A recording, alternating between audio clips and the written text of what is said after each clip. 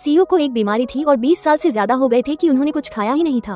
एक लड़की ने चावल में 2 अंडे डालकर सिंपल से अंडे वाले चावल बनाए, लेकिन जब सीईओ ने वो खाया तो हैरान रह गया, क्योंकि उस स्वाद में वही चीज थी जो उसने मास्टर शेफ के घर में महसूस की थी। असल बात ये थी कि सीईओ ने सालों से कुछ नहीं खाया था, इसलिए वो मास्टर शेफ को ढूंढ रहा था।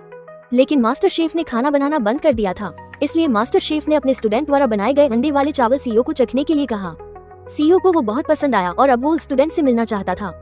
लेकिन तभी सीईओ की मां का फोन आ गया और उसे शादी के लिए घर बुलाया गया। किसी को नहीं पता था कि मास्टर शेफ का स्टूडेंट एक लड़की है और वही लड़की सीईओ की होने वाली दुल्हन थी। शादी उसी लड़की से तय हो गई। सीईओ ने एटीट्यूड में आकर उस लड़की से कहा कि शादी के बारे में किसी को मत बताना। लड़की बहुत उदास हो गई। उसने कुछ खाना भी छोड़ दिया और सोचने लगी कि अगर घर वाले जबरदस्ती न करते तो वो कभी ऐसी शादी न करती। एक दिन उस लड़की ने एक पोस्टर देखा जिसमें शेफ कंपटीशन होने वाला था। वो बहुत खुश हुई क्योंकि वो बहुत अच्छी शेफ थी। उसके लिए जीतना मुश्किल नहीं था। वो प्रतियोगिता में शामिल हो गई। उसे उम्मीद नहीं थी कि वहाँ उसका पति भी मिलेगा। दरअसल उस प्रतियोगिता का मालिक वही सीईओ था। लड़की ने उसे इग्नोर किया और इंटरव्यू के बाद रसाई घर किचन हाउस चली गई। लेकिन वहाँ पहले से ही षड्यंत्र चल रहा था। बाकी प्रतियोगी उसे डराने लगे, मगर लड़की नहीं डरी। जब उसने चाकू चलाना शुरू किया तो सब हैरान रह गए उसके स्टाइल को देखकर।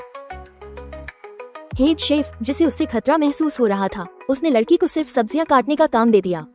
उसी समय एक और शेफ आदमी आया और हेड शेफ का मजाक उड़ाने लगा। उसने कहा कि अगर तुम लोग हार गए तो तुम्हें सुअर का खाना खाना पड़ेगा। उस आदमी शेफ ने शर्त लगाई कि अगर वो हार गया तो शेफ का काम छोड़ देगा। दोनों ने अपनी अपनी डिश तैयार की और जजों को चखने के लिए दी। हेड शेफ को सिर्फ 1 अंक मिला और आदमी शेफ को 4 अंक मिले और वो जीत गया। लड़की हार स्वीकार नहीं कर पाई और खुद अपने खाने का स्वाद चखा।